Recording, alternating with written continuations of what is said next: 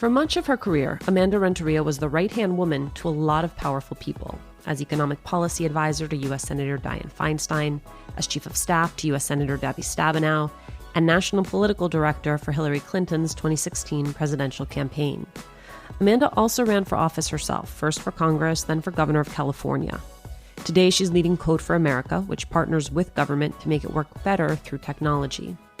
We talk about what it's like to have a career that's constantly evolving and being an influential boss after years of working for other powerful people.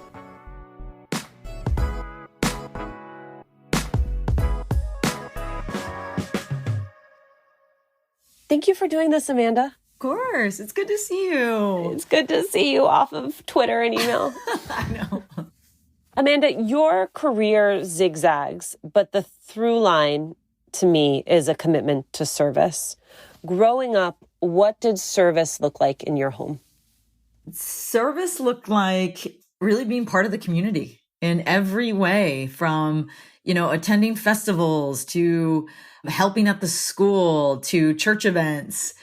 So it wasn't particularly service per se in the way that I think I understand public service to be today, but it was being part of a community, being part of making sure, everyone's taken care of.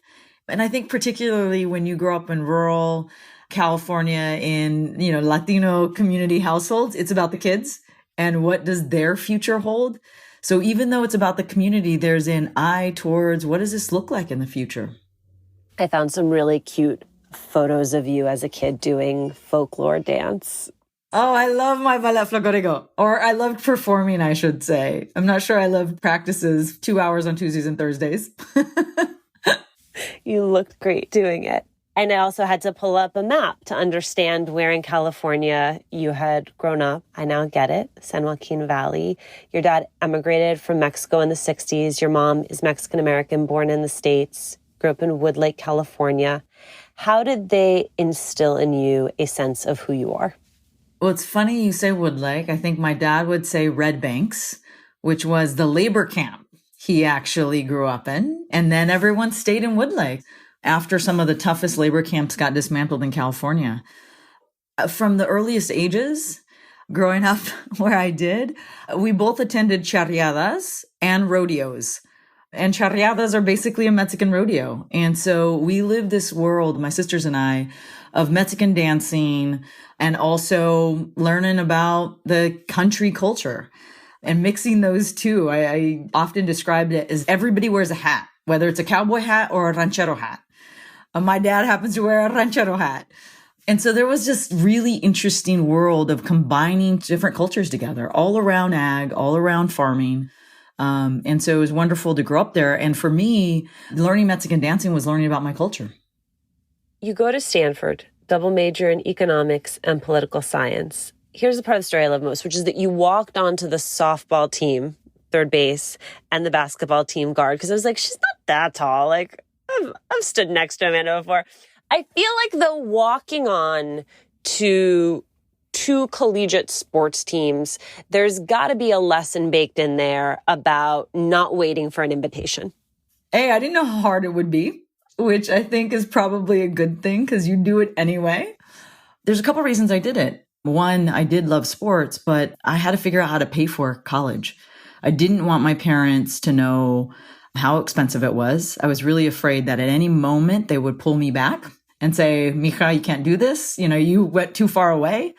My academic advisor said, don't worry about it. You'll have loans at the end of this. And I was trying to explain, I can't just go home and say that. Like it's at the time, $22,000 a year. And so I tried to figure out, how do you have it paid for? And she just sort of in the discussion said, the only people who really get out of here without any debt are folks who get full ride scholarships and, sports. And I was like, sports, I can do that. And so fortunately, I did. I got an athletic scholarship. Latina to Latina is brought to you by First Republic Bank.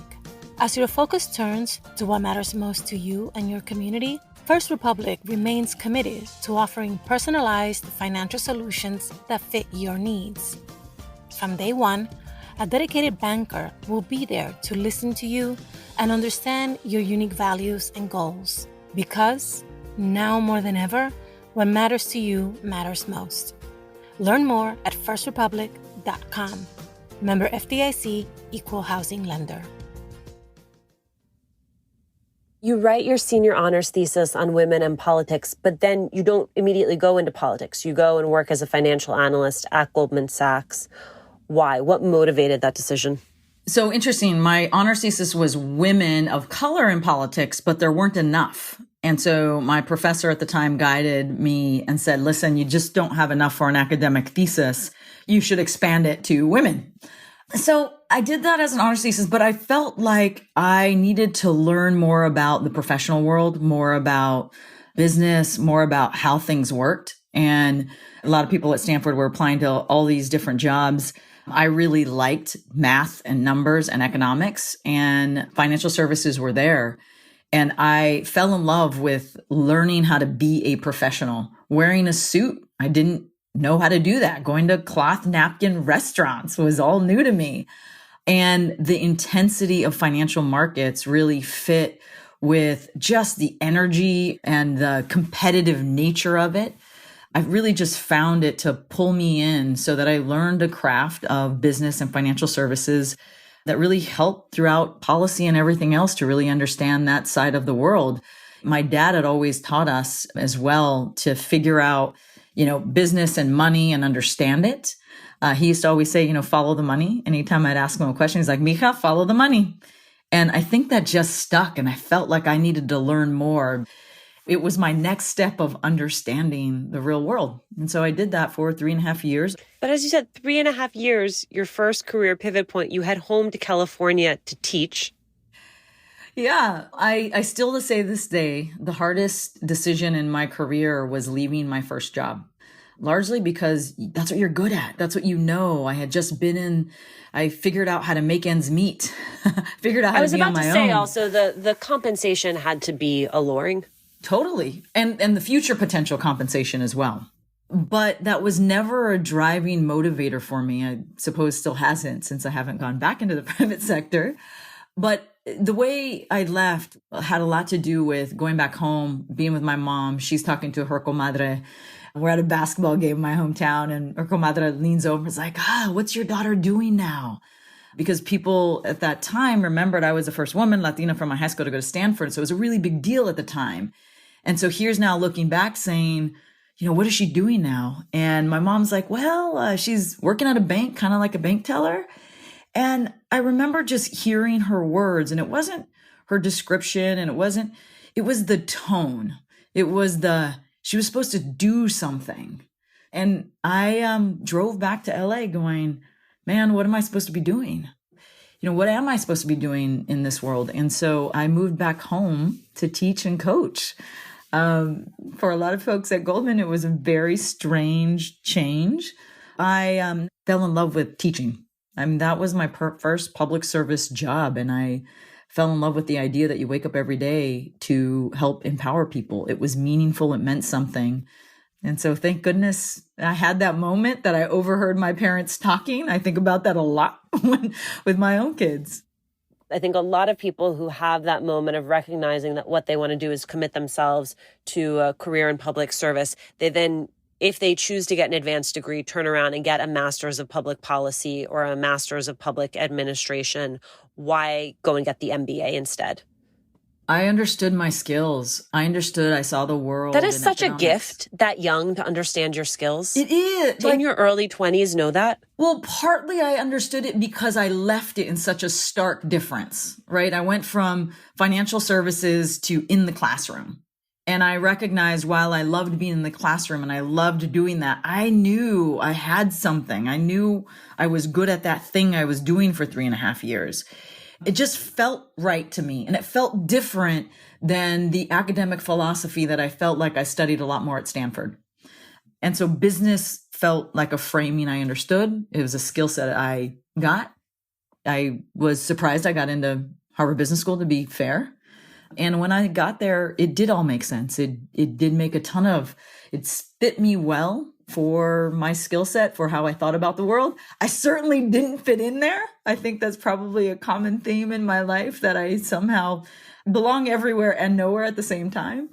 but I was on a different coast, different experience with a classroom full of folks who didn't grow up in the same way that I did. I relate to that so deeply, the fitting in everywhere, fitting in nowhere. And I suppose a lot of us do. And then, as if just to continue to confound people, you go to Capitol Hill. I do. Well, I didn't go to Capitol Hill initially. I graduated from business school and went, how do I get back to this combination of the rewards of teaching and the intensity and the power of like financial markets?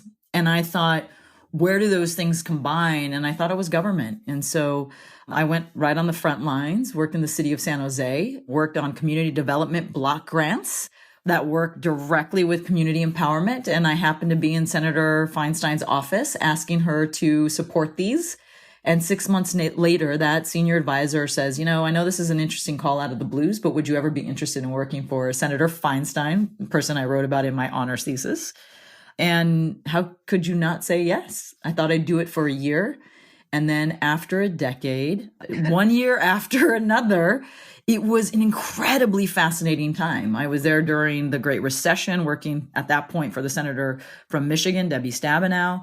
The Affordable Care Act was done. I was on the finance committee. And then in my final stint, she became chairwoman of the ag committee, which in some ways brought me right back home to where I grew up again. And so, yeah, every single year built on the other. And I really did fall in love with being in the Senate. Part of the reason why I fell in love with it is because I did feel like I was able to stretch it a little bit here and there. I was 8 months pregnant while we were deciding whether or not maternity care would be in the base bill of the Affordable Care Act. It was moments like that it mattered to be in the room. When Sonia Sotomayor was voted in, I was on the floor in the Senate crying in the corner. I'd like to think that even though I was just one person there, that there were times where I pulled it in that direction. And so I do see it as this place of hope, but also of like a slow moving piece of work. Well put. I want to tell you about a comedy podcast that I think you'll love. It's called Spanish Aquí Presents. Each week, Spanish Aquí Presents highlights the best of the Latinx comedy and experience with exciting guests, discussions about Latinx culture, and even a little improv. Spanish Aquí Presents is hosted by comedians Carlos Santos, Raiza Licea, Oscar Montoya, and Tony Rodriguez, with special guests like actor Luis Guzman, first Latina Disney princess and my girl, Amy Carrero, hija de tu madre designer, Patty Delgado, and even Mr. 305 himself, Pitbull. And if you're asking yourself, do I need to know Spanish to enjoy this podcast? The answer is no, but you might learn a little along the way. Listen to Spanish Aquí Presents in your podcast app now and subscribe so you don't miss an episode. For someone who doesn't know, what does a chief of staff to a U.S. senator do? I used to call it the land of uncomfortable conversations because you always had to figure out how to make things work, right? You also had to be the one that says things that senator is not appropriate for the senator to take on, or that, the staff has worked through, but there's that last thing you've got to negotiate. So it's both putting strategy, putting, some vision and leadership on it, but really doing a lot of the behind the scenes work to make things happen. You were the first Latina chief of staff in the history of the United States Senate. How did that actually show up for you in your lived experience of doing the job? It was funny. There was an article on the Hill that they were doing chiefs on, right? And the title was Renteria Doesn't Blend In. There were moments I just didn't fit in, but I think that was okay. Tell me, do you remember any of them? Yeah, they were kind of all over the place. Like when we'd be in a room and we were talking about immigrant communities and what it meant in healthcare, and people looked around like, well, how do I remember this conversation, how do immigrant communities get healthcare? And everyone looked around, and it was let me tell you, right? It was that same story of being a chief of staff pregnant and trying to figure out how to make a coat fit so you can get on the Senate floor. And you look around and you're like, has anyone had this problem before? Why is it just me? It was when you walked into the lunchroom and you looked around, or when people were talking about whether or not the Senate dining hall should be unionized. And your mom was part of a union, and that's how you had healthcare when you were younger, because she was a secretary for the schools. It came up so often in many ways that it was just kind of like the daily life. But it was also, I think for me, a language I was learning too. One of the things that was really interesting for me when I got to Senator Feinstein's office, calling the senator, I thought, how do I advise somebody that I have to give a formal title to? Because for me, don and doña means you speak a certain way. You don't give advice to your don or doña. So there was all these cultural changes that were really different for me as an advisor, for me just walking around the halls, looking at what I was seeing, what I was driving into work. It's also what I came to love over time is that, okay, how do I use this to ask interesting questions? Do we need a senator's only elevator? I get that people need to get to the floor soon, but is really that the people's house, right? Does that feel like that? That's part of the challenge of being on the Hill, though, right? Which is that you are so far removed from a lot of the communities that you seek to serve. That's right. And that's been the story of my life, going back and forth. The financial services, going back home to teach and coach, that bouncing back and forth is me. Because if I get too far away, it doesn't feel like I know my roots as well. I don't know how to keep that up over time. But even this summer, we spent the time with my family trying to teach my kids what it's like to be around family, what it's like to be in rural America, what it's like to be in the kind of communities I grew up in. But I think that's what makes for good policy. The more good stewardship, good leadership, the more you keep making that connection, I think we are a better world if we don't lose that touch. 2016, you were hired to be the national political director for Hillary Clinton's 2016 campaign. What does being the national political director for a campaign like that entail? So in this case, it was two things. It was one, working with elected leaders all across the country, making sure they had what they needed, obviously getting endorsements as part of the process because we had a superdelegate race. It was a little bit structured differently. And then the other was building out our constituent services. So making sure we had outreach leaders in the different communities, African-American, LGBTQ, Latinx, et cetera. And then along that process, because of those relationships, I got pulled in as the senior advisor who went to Flint. Or when Zika happened, got pulled in to go and have a communication awareness effort there. And so it puts you in the middle of, in some ways, like a chief of staff, where you're working behind the scenes with a lot of folks who are in front of the camera. It was, I have to say, just seeing the country in a presidential, there's nothing quite like it. Obviously, this year is different, but there's nothing quite like traveling to like 35 different states, many more than once, talking about their lives. Where were you on election night 2016? I was in Javits Center. I was one of the spokespeople. I remember when we all had to go off air. I remember my last question before election started, which was, what you think it will mean to have, a woman lead the most powerful nation in the world? Yeah. And then to go from there just several hours later, it not happening, but the shock of it all on the drive back home. Because I didn't want to stay in Manhattan, I felt like when my kids woke up, I needed to tell them. We're at 3:00 in the morning, and my husband and I are on in a cab back home, so I could get up in 3 hours to tell them what actually happened. So it was a tough moment, and I think in some ways, again, I go back to my roots. It led me back to that same lesson learned when I ran for Congress, which is you got to build power from the ground up.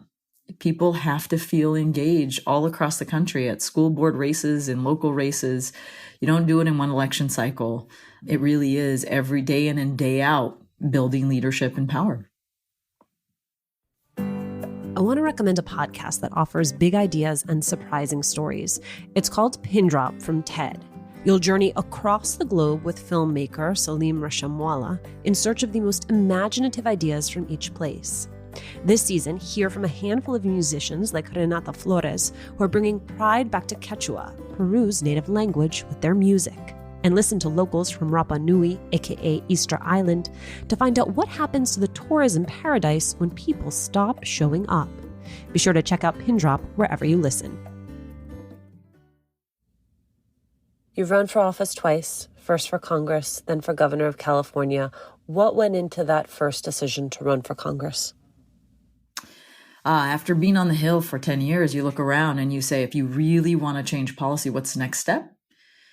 It's not lost that you can, being the first Latina chief of staff and recognizing you can only take the ball so far. And then you need to make sure that if you want to change policy, you got to change the policymakers.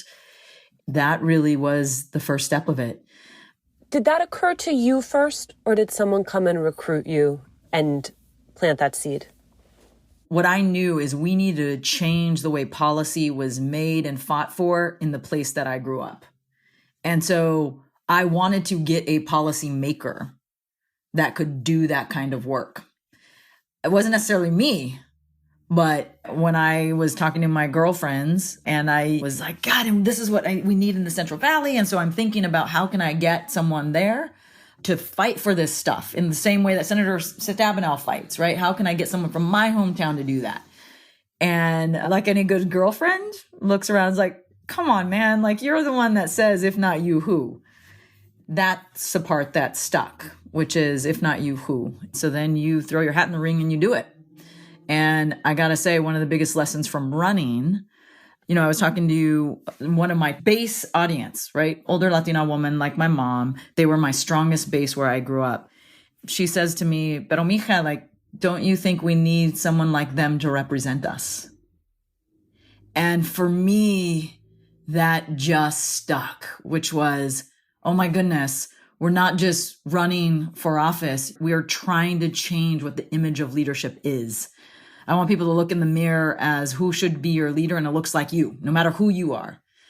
And so we changed our campaign at that moment from the ads we were telling. It was much more about the story so that they could see someone like them could lead, even if we weren't going to lead in this one.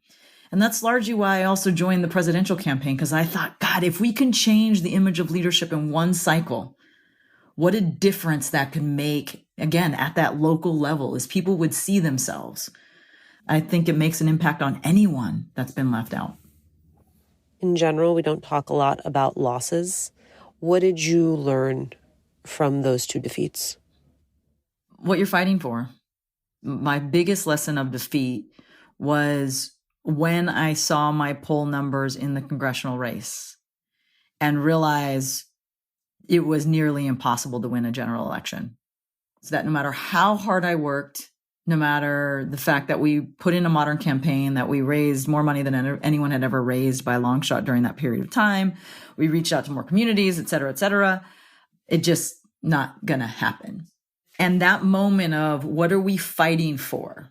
Why did we do this? Became so crystal clear to me that by the end of the general election, even though we're all crying, the campaign team was hugging, and I loved that team. No matter what happened, I told them, because we were fighting for something, and that fight doesn't end at that point. And that's given me some clarity. To fight to have your voice heard is a win. How can our listeners prepare and help others prepare in the months ahead? Like we keep hearing, plan your vote. What do we need to be doing inside our own families and friend groups? We are really good at community. One of the things that we do is we hang out, we bring everyone together. That's what you learn to do. It is now time to do that for voting. And I will say this, which is there's a lot of questions this year about when to vote, how to vote. And I think it is incumbent on all of us who are in these networks, who are in these circles, to not only get people to vote, but educate folks both on what they're voting for, as well as deconstructing some of the misinformation that's out there. The biggest, I think, massive effort we can put in is this misinformation campaign about whatever it is, including the difficulty of voting. We need to educate folks not only on how to vote, but why to vote. I think we're in the perfect nexus as Latinas to do that. You are now the CEO of Code for America. How does running a nonprofit compare to working on Capitol Hill or working on a campaign or running for office? In some ways, it's not too different than being behind the scenes working on the Hill, because it's about the work and what you're doing. So it very much feels a little bit like when I was at the city of San Jose and first started out at the local level. The difference is that we are working with a tool and a medium, technology, that has the ability to make change at scale. That part for me is pretty remarkable. We often talk about you can make change at scale in government and you can make change at scale in technology, and bringing them together really has an opportunity to change how systems work in our country. We're going to use technology. We've got to make sure that we are bending technology for good. And so we spend a lot of our time not just doing programs that are out there making government systems better, but it's how do we make government systems that are particularly focused on communities that have been left out. Food stamps, earned income tax credit. That's the kind of programs that we're doing.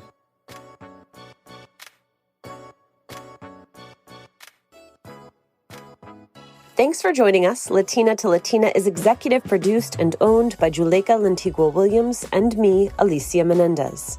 Virginia Lora is our managing producer. Cedric Wilson is our producer. Carolina Rodriguez mixed this episode. Manuela Bedoya is our social media editor. We love hearing from you. Email us at hola@latinatolatina.com. And remember to subscribe or follow us on Radio Public, Apple Podcasts, Google Podcasts, wherever you are listening. And please leave a review. It is one of the fastest, easiest ways to help us grow as a community.